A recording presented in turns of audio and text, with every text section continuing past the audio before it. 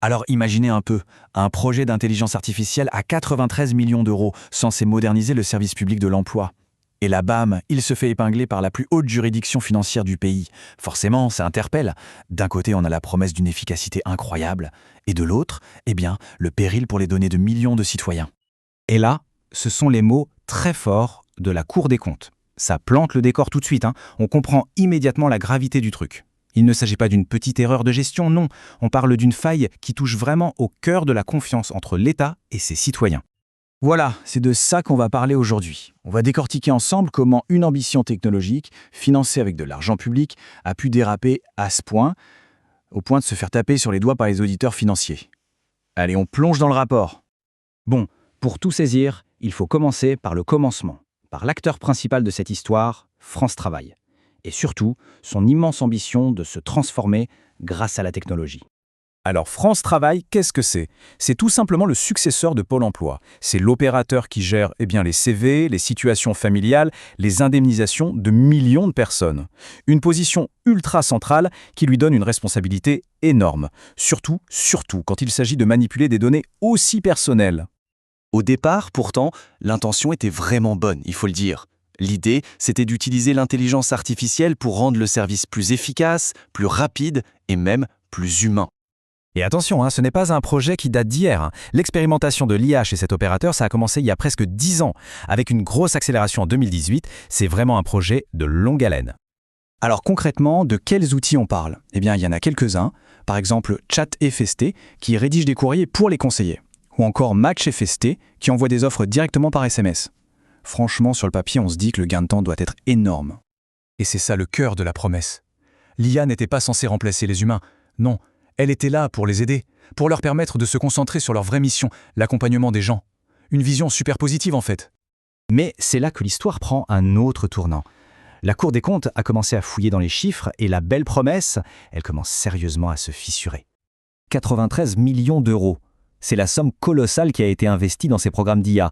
Un chiffre qui, forcément, pose une question toute simple. Mais pour quel résultat? Et c'est exactement là que ça coince. D'un côté, France Travail annonce 120 millions d'euros de gains, mais la Cour des comptes, elle, qualifie ce calcul de douteux. Et ce n'est pas tout. L'IA n'a entraîné aucune suppression de postes, juste des transferts de tâches. Donc le gain d'efficacité économique, eh bien, il reste à prouver. Ce que ça révèle, au fond, c'est un vrai problème de pilotage. Comment est-ce possible qu'un projet aussi stratégique et aussi cher ait pu avancer avec si peu de contrôle de son propre conseil d'administration? C'est une question de gouvernance qui est juste fondamentale. Et là, on arrive à la partie la plus grave du rapport, parce qu'au-delà de l'argent, c'est la gestion des données personnelles qui est mise en cause. Et les conclusions, elles, sont sans appel. Pour bien se rendre compte, il faut comprendre l'échelle. France Travail n'a pas juste créé un ou deux outils. Non, on parle de 87 cas d'usage différents. Une véritable prolifération qui rendait le contrôle et la supervision absolument indispensables. Le déséquilibre, et c'est frappant. Sur 87 outils, seulement 18 ont eu une analyse éthique, même partielle. Moins d'un quart. Le comité d'éthique, qui devait être le garde-fou, n'a quasiment pas été sollicité. La comparaison fait mal. D'un côté, on a le RGPD, le règlement européen qui impose des règles très strictes sur la protection des données, et de l'autre, la pratique de France Travail qui, d'après la Cour, n'a quasiment jamais vérifié si ses propres algorithmes étaient conformes.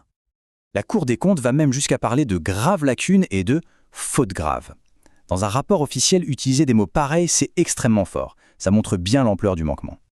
Bon, après ce constat qui est quand même très sévère, le rapport ne fait pas que critiquer. Heureusement, il propose aussi des solutions concrètes pour redresser la situation. Et les recommandations sont assez simples en fait et pleines de bon sens. D'abord, se mettre en conformité avec la loi sur les données. C'est la base. Ensuite, suivre sérieusement les coûts et les bénéfices réels. Et enfin, mettre en place une vraie gouvernance pour chapeauter tout ça. C'est un plan de remise en ordre, ni plus ni moins.